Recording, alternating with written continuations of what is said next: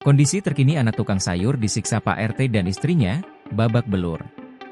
Seorang anak tukang sayur, berinisial KM di Boyolali, Jawa Tengah dianiaya secara sadis oleh ketua RT dan istrinya karena dituduh mencuri celana dalam.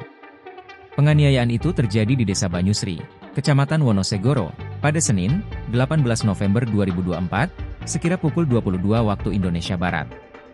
KM yang berbadan kecil itu menjadi sasaran main hakim sendiri yang dilakukan ketua RT dan istri. Selain itu ada belasan warga lainnya yang ikut menghakimi bocah yang dituduh curi celana dalam milik tetangganya itu.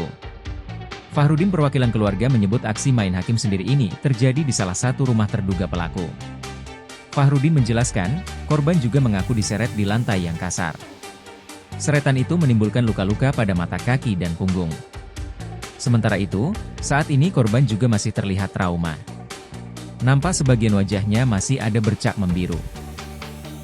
Menurut ibunya, korban mengalami trauma yang mendalam. Korban merasa takut jika melihat orang asing atau warga yang diduga melakukan penganiayaan ini. Sebelumnya, di hari kejadian, ayah korban yang merantau di Jakarta untuk berjualan sayur ditelepon ketua RT setempat dan disuruh pulang. Saat tiba di Boyolali, sang ayah mengajak anaknya ke rumah ketua RT.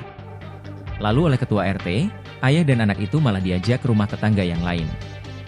Bukannya memaafkan, ketua RT tersebut malah memukul korban. Bahkan istri ketua RT juga ikut memukul korban. Ayah korban yang menyaksikan anaknya dianiaya sebenarnya ingin melindungi. Usai dianiaya itu, korban dan keluarganya diancam agar kasus ini tak mencuat. Selain itu, korban dilarang dilarikan ke rumah sakit karena berpotensi kasus ini bisa terungkap. Namun, korban yang mengalami luka yang cukup parah pun mau tak mau harus dilarikan ke rumah sakit. Awalnya korban dilarikan ke RS Sisma Medika Karanggede. Namun karena luka cukup parah, korban dirujuk ke RSUD Waraswiris Andong. Pengobatan korban pun tak cukup hanya di RSUD Waraswiris Andong.